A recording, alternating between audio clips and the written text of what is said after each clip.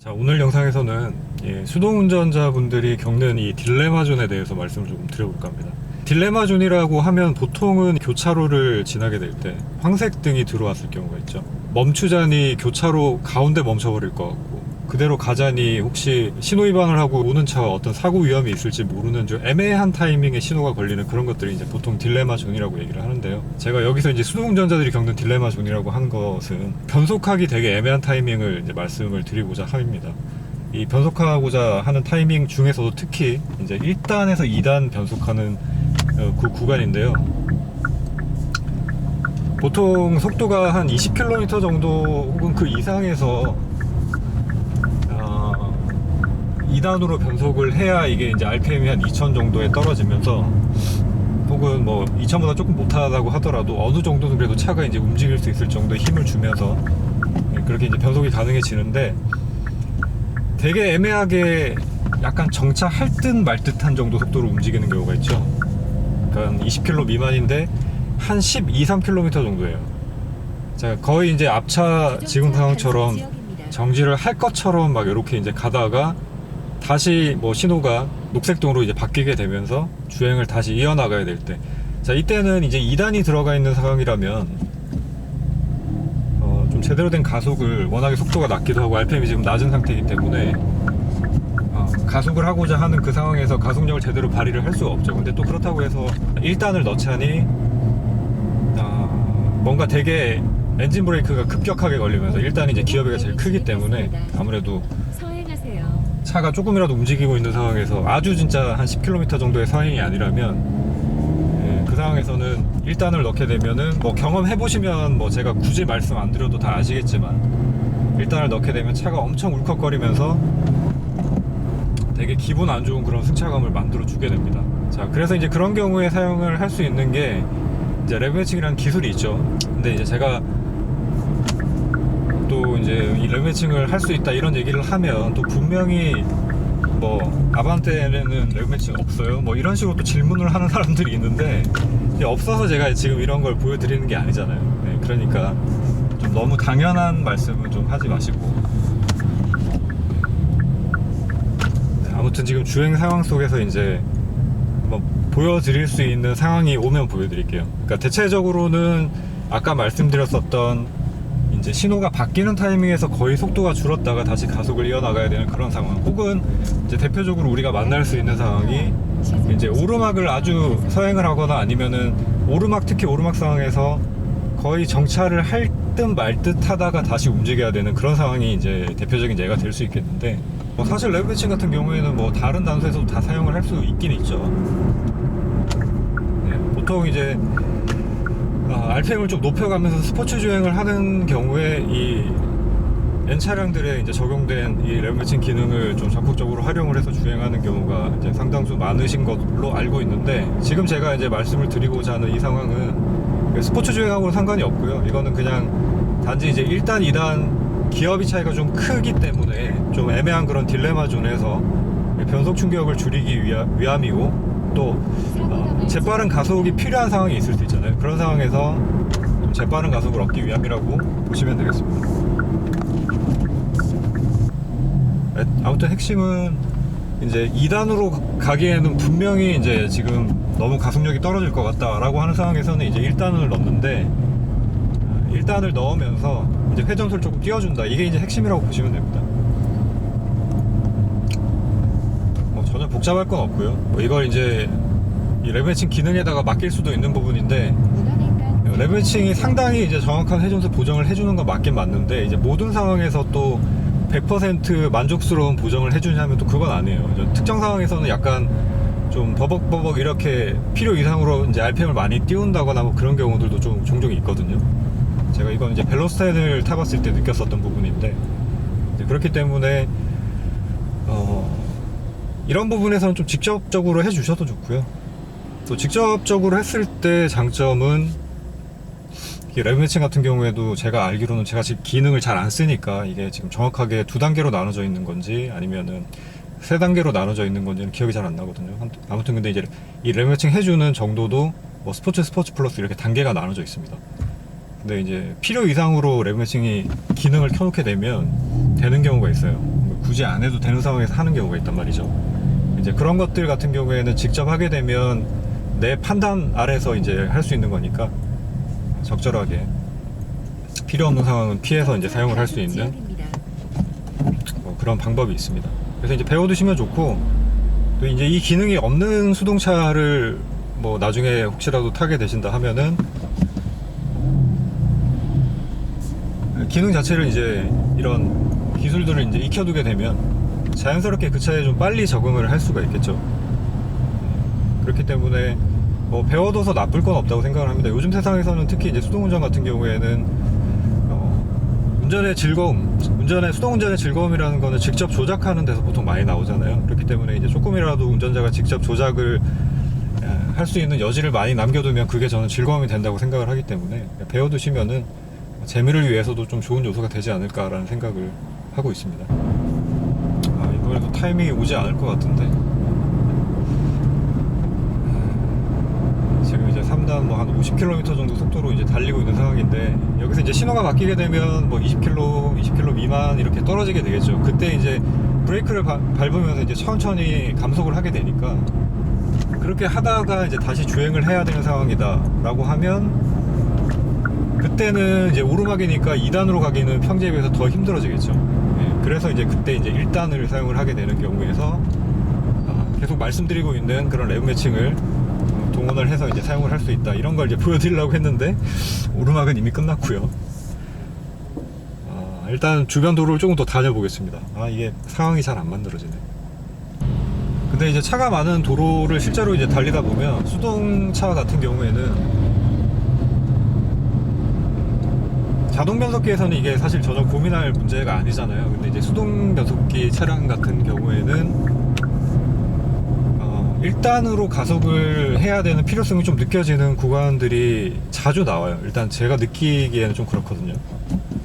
이제 방금 같은 이제 오르막 상황에서 특히 그런 케이스들이 좀 많은데, 오르막에서 속도가 한 20km 정도만 된다고 하더라도 이게 2단을 넣게 되면은 가속이 굉장히 느려요. 그렇기 때문에 좀 치고 나가야 되는 상황에서 전혀 가속력을 얻을 수가 없거든요. 그렇기 때문에 그럴 때는 1단을 넣어야 되는데, 그 상황에서 이제 1단을 넣어보시면은 차가 생각하는 것처럼 안 움직인다라는 그 느낌을 이제 받게 되는 거죠.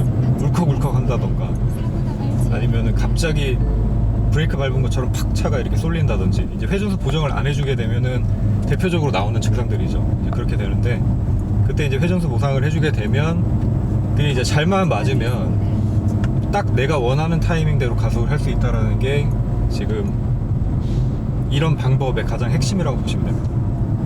정리를 해서 이제 말씀을 드리자면, 2단을 넣기에는 너무 가속력이 떨어질 것 같고, 그렇다고 이제 1단을 넣기에는 조금 부담이 되는 정도의 속도인 상황이다 라고 했을 때, 이제 1단을 선택을 하게 될 때 그냥 이제 1단을 넣고 뭐 방클러치를 부드럽게 아주 서서히 붙이면서 그 어떤 충격을 완화해도 되겠지만, 이제 그런 상황, 그렇게 해가지고서는 1단을 넣는 이유가 좀 많이 희석이 되겠죠. 1단을 넣는 이유가 내가 지금 빠른 가속을 얻기 위해서 하는 건데, 그 상황에서 그렇게 비비고 있다 보면은 빠른 가속이 나올 수가 없잖아요.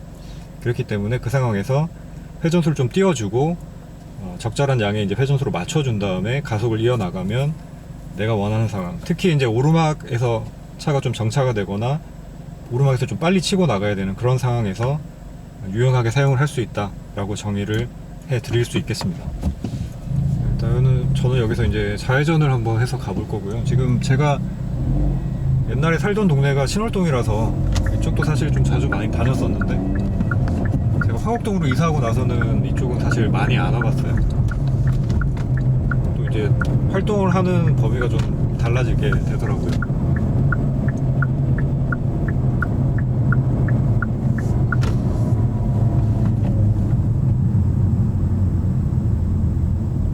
아무튼 조금 지금 상황이다. 앞차가 좀 가져야 되는데, 16km 정도인데 1단 넣을 때 RPM을 지금 살짝 띄우긴 했지만, 지금은 뭐 이 정도만 띄워도 사실 충분한 상황이어서 이런 식으로 이제 1단을 넣고 갈 수가 있다는 거예요. 이 경우에 따라서 이제 1단이 다른 기어만큼 잘 들어가지 않는다라는 거는 뭐 많은 분들이 다 잘 알고 계실 거예요. 수동 변속기의 구조가 이제 그렇기도 하고, 1단이 이제 기어배가 가장 크기 때문에 기어가 어느 정도 멈춰있는 상황에서 잘 안 들어가는 경우는 뭐 길들이기가 좀 안 돼서라던가 뭐 이런 경우 빼고는 없겠지만 차가 주행하고 있을 때는 속도가 그래도 어느 정도 있다면 1단을 넣기가 좀 힘든 경우가 많이 있거든요. 그래서 이제 그런 케이스에서 이렇게 회전수를 보상을 해서 1단을 넣어주면 기어가 잘 들어가기도 하고, 플러스 회전수가 이제 띄워져 있는 상태이므로 내가 원하는 만큼 가속력을 빠르게 얻어낼 수 있다 라는 게 이제 장점이라고 보시면 되겠습니다. 네, 지금 여기도 오르막인 상황인데 여기서도 보여드릴 수 있는 조건이 완성이 되면 한번 보여드려 볼게요. 앞에는 트위지가 있네요. 진짜 장난감 같아요. 차가 바퀴 달린 헬멧인 것 같기도 하고 좀 그런 느낌입니다. 자, 많은 이제 수동 운전자분들이 오르막 출발을 좀 어려워하시는 분들이 많이 있잖아요. 근데 이제 수동 변속기의 구조뿐만이 아니고 이 가솔린 엔진의 특성에 대해서 좀 이해를 하고 계셔야 되는데, 가솔린 엔진의 특성, 보통 이제 클러치가 민감하다 안 민감하다 이런 식으로들 표현을 하시는데, 이제 정확하게 표현을 해보자면은 클러치의 민감도라기보다는 이제 엔진의 특성 내지는 초기 반응 정도라고 보는 게 맞을 것 같아요. 이제 가솔린 엔진 같은 경우에는 이제 RPM이 어느 정도 올라가기 전까지는 이게 힘이 잘 나오지가 않아요. 그렇기 때문에 그 언덕에서 이제 평지에서 출발하듯이 RPM을 낮게 사용을 하면 당연히 엔진 파워가 안 나오니까 출발이 힘들어지는 거고요. 그래서 뭐 반클러치를 좀 더 길게 유지를 한다던가 RPM을 조금 더 높인다던가 이런 방식으로 차가 이제 어느 정도 가속력을 받을 때까지는 회전수를 좀 높이 사용을 할 수밖에 없는데, 그 부분을 가지고 이제 클러치가 좀 시동이 잘 꺼지는 걸로 예민하다고 표현을 하시지만 사실은 그게 클러치가 예민한 건 아니죠. 이제 엔진의 특성인 거고요. 그래서 디젤 엔진들 같은 경우에는 뭐 아이들링 혹은 아이들링에서 약간 벗어난 정도만 해도 뭐 어느 정도의 경사까지는 토크가 이제 풍부하게 나오니까, 그 낮은 RPM에서의 토크가 풍부하게 나오기 때문에, 그래서 이제 비교적 이 가솔린 차량들, 수동 차량들에 비해서는 그 출발할 때가 좀 쉬워지는 거고, 같은 의미로 이제 언덕 출발이 좀 쉬워지는 거다, 이렇게 이해를 하시면 되겠습니다. 자, 그리고 이제 수동 운전이 빨리 익숙해지고 싶으신 분들 같은 경우에, 이제 수동 운전이 좀 서투르신 분들은 대부분 보면 차가 없는 시간대에 내가 연습을 해야지 좀 덜 불안하다라는 생각에 차가 없는 시간에 나오셔가지고 연습을 하시는 경우들이 좀 많잖아요. 근데 이제 제가 생각하기에는 기본적으로 이제 뭐 출발하는 거라던가 뭐 이런 것 정도만 되는 상황이면 차가 좀 많이 다니는 시간대 오히려 연습을 하시는 게 낫지 않을까 싶어요. 왜냐하면은 여러 가지 다양한 변수들을 차가 많이 다니는 상황에서 겪을 수 있잖아요. 그렇기 때문에 그 적응력을 기르는 게 더 빨리 될 거라고 저는 생각을 합니다. 차가 없으면 뭐 그냥 신호만 조금 바뀌는 거 맞춰가지고 멈췄다 가고 그러면 되는 건데, 끼어들기도 해야 되고 뭐 좌회전 우회전도 신호에 맞춰서 해야 되는데 또 앞차와의 거리도 봐야 되고, 이제 이런 복합적인 상황들 속에서 이제 수동운전을 해 보셔야 그 다양한 상황에서 이제 적응력이 커지기 때문에 좀 수동운전이 아마 좀 빨리 늘 거라고 저는 생각을 해요. 그래서 이제 우리가 뭐 딱히 무슨 와인딩을 가거나 뭐 서킷 주행을 하거나 하는 상황이 아니면, 일단 기본적으로는 내가 이게 뭐 레이싱카를 타는 게 아니라면은 일반 도로에서 운전을 이제 뭐 자동 변속기 차를 타듯이 할 줄 일단은 알아야 되잖아요. 네, 자, 지금 제가 RPM 약간 띄운 다음에 2단을 넣었잖아요. 자, 이거는 내리막이기 때문에 2단으로도 충분히 저는 뭐 어떤 감속 없이, 지금 오르막 상황 같은 경우에는 추가적인 힘이 더 필요하지만 내리막은 그냥 브레이크에서 발만 떼고 있어도 이제 속도가 나잖아요. 그렇기 때문에 RPM을 살짝 2단 정도 속도에 맞게끔 올려준 다음에 그냥 2단을 넣어준 겁니다. 그러니까 이거는 이제 상황에 따라 선택이에요. 지금 이제 오르막 같은 상황인데 지금 이제 속도 한 20. 자, 이때 이제 1단을 넣고 이렇게 RPM을 띄워가지고 내가 원하는 정도의 가속을 만들어준다, 이겁니다.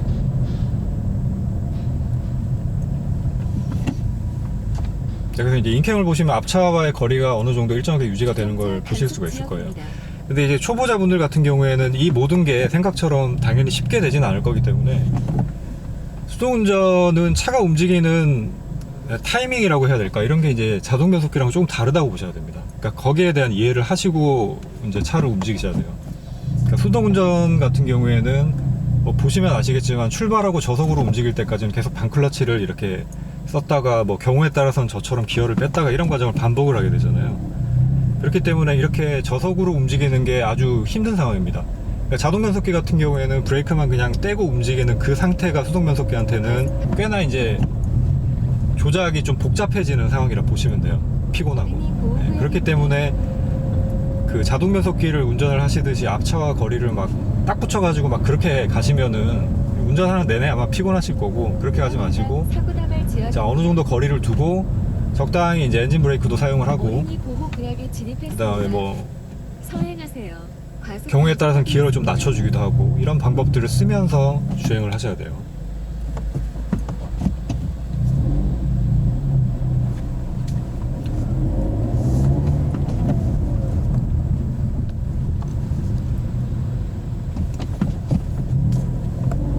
지금도 이제 저는 지금 주황등에 지나갔는데 보행자 신호가 혹시 들어왔나 싶어서 브레이크에 발을 올리고 멈추려고 하다가 이제 다시 가는 상황이어서 이제 1단에서 회전수 올려주고 놓고 가속을 한 거죠. 자, 뒤에서도 이제 차가 오고 있고 이런 상황이라면은 지금처럼 1단을 선택을 하는 게 적절한 선택이라고 저는 판단이 됩니다. 여기서 이제 2단을 넣게 되면은 당연히 이제 악셀을 밟아도 차가 잘 안 나가는 상황이 발생을 할 수밖에 없겠죠. 너무 속도가 낮으니까.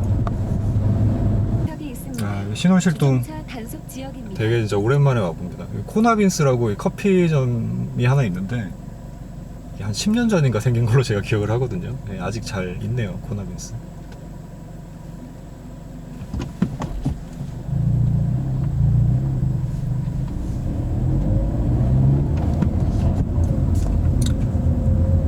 신월 우성상가도 여전히 잘 있는 것 같고, 1층은 원래 제가 있을 때는 그 파리바게트가 있었는데 지금은 올리브영으로 바뀌었네요. 뭐 조금 달라진 것 같은 느낌이 들긴 하는데 크게 달라지진 않은 것 같습니다.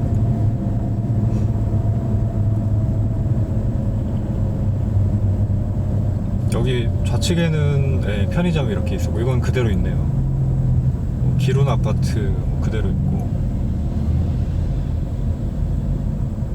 전방에 연석으로 과속 방지턱이 있습니다. 아, 여기는 좌회전이 안 되는 데구나.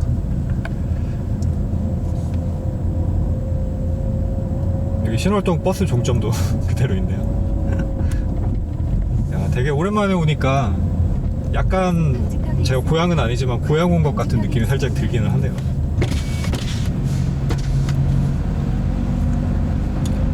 제가 이제 이쪽 편에 살 때는 지금 이 도로 쪽 바깥쪽 동에 산 건 아닌데, 이제 안쪽 동에 살 때 그때도 여기 오른쪽에 보면은 바로 이 건물, 오른편 건물 뒤쪽이 경인고속도로거든요. 그래서 그쪽에 밤에 차들이 막 되게 쌩쌩 다니고 이렇게 배기음 큰 차들도 많이 다녔는데 그 소리가 저 안쪽 동까지 들릴 정도로 컸었습니다. 아, 국가서가 그대로 있네요, 아직까지. 자, 오늘 시작은 제가 시연을 보여드리려는 걸로 시작을 해서 결국은 동네 한 바퀴가 된 느낌인데, 아무튼 제가 전달을 해드리고자 하는 바는 그렇게 어려운 부분은 아니니까 다 이해를 하셨으리라 생각되고, 혹시라도 하는 높아심에서 이제 드리는 말씀인데, 항상 연습은 어느 정도 차가 없는 도로에서 내가 처음 해보는 거다 하면은 하셔야 돼요. 뒤에 차도 있고 막 사람도 있고 막 이런 데서 하시면 안 됩니다. 이게 왜냐하면은 익숙하지 않은 거니까 언제든 조작에 따라서 되게 위험한 어떤 차 움직임이 생길 수 있잖아요, 만에 하나라도.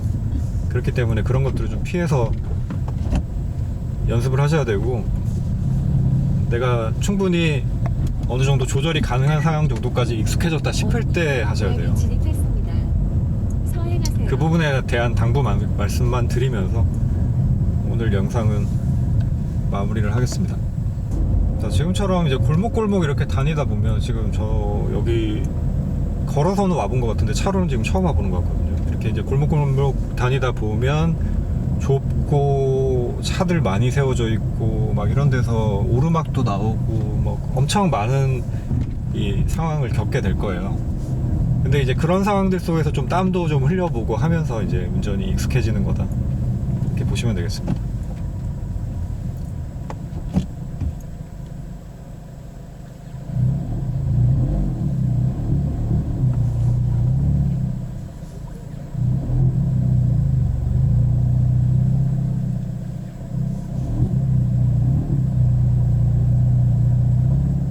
어르신들이 소리가 잘 안 들리시나 봐요. 저는 근데 웬만하면 이렇게 경적을 울리진 않고 좀 기다리는 편입니다.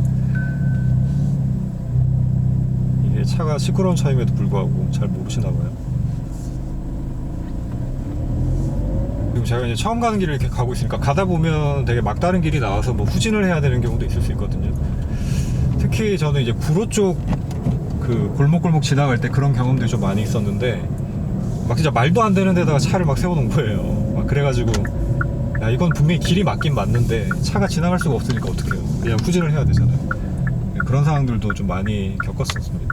근데 이제 또 그런 상황들을 겪다 보면 좀 더 이제 다양한 상황들에 대한 대처능력이 길러지니까 뭐 나름은 그게 얻는 점이 아닐까. 지금이 딱 그런 상황이네요. 지금 이게 막다른 길 갔거든요. 그러면은 저는 여기서 이제 차를 돌려가지고 가야 되는 거죠.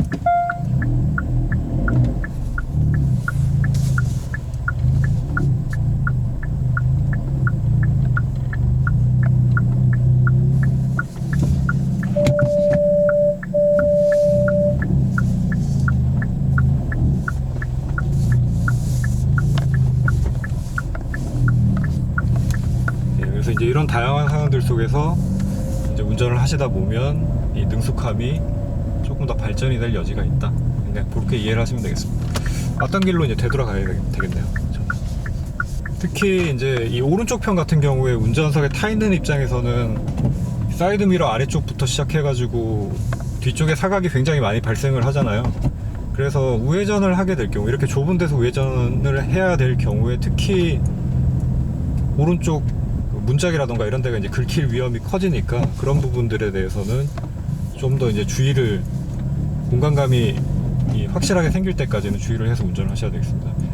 지금은 이제 차가 별로 많이 없는 시간대고 주차는 물론 좌우로 많이 돼 있긴 하지만 사람들도 별로 없는 시간대니까 내가 차에 타고 있어서 어떤 이런 주변 상황들이 도저히 잘 모르겠다 라고 할 때에는 직접 내려서 한번 확인해 보시는 걸 저는 추천을 해드리고 싶어요. 왜냐면 번거로울 수 있지만 그래도 차가 그 긁히는 것보단 낫잖아요. 자, 지금 한 10km, 13km. 자, 물론 그냥 올라갈 수 있지만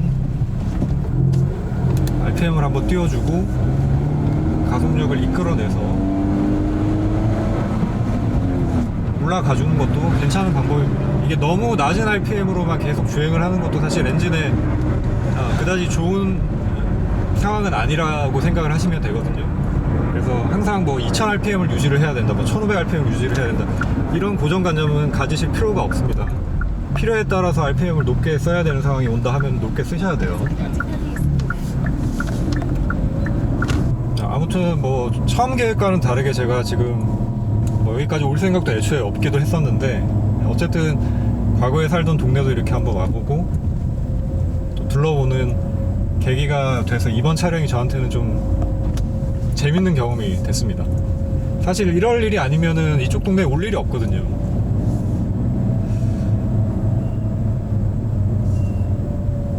예전에 여기 GS 편의점 있는데 옆에 부동산, 지금은 부동산이 없어졌나?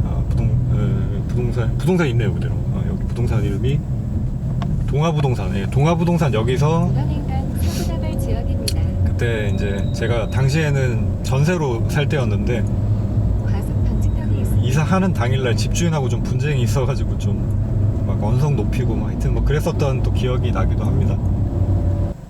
지금 뭐 보시면 아시겠지만 버스가 앞에 가로막고 있으니까 전혀 앞상황이 안 보이잖아요. 그리고 여기 또 살짝 오르막이고, 그래서 이제 우리가 일반 도로를 달리게 되면 특히 이제 뭐 4차로, 뭐 6차로 이런 식으로 넓은 대로를 달릴 때는 뭐 거의 그런 경우가 없을 수 있는데, 이렇게 좁은 도로 같은 경우에는 이 높낮이도 보통 인접한 곳에 이제 주거 밀집 지역이 있고 하니까 높낮이도 좀 심한 편이고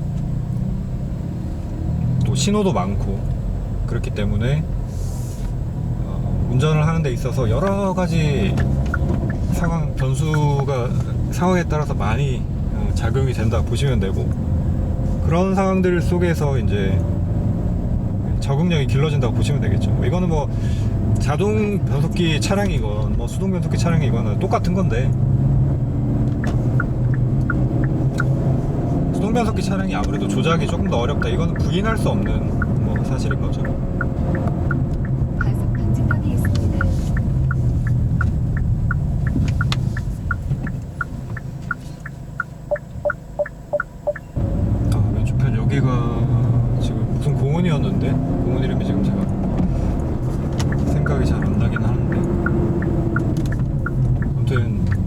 신월동 쪽에 살 때 여기 왼쪽 편 공원도 제가 자주 갔었거든요. 공원에 토끼도 살고 있어요. 지금 영상 보시는 분 중에 혹시 여기 근처에 사시는 분들이 계실지는 모르겠는데, 만약에 근처에 사시는 분이 이 영상 보면 되게 반갑다라고 느끼실 수도 있을 것 같습니다.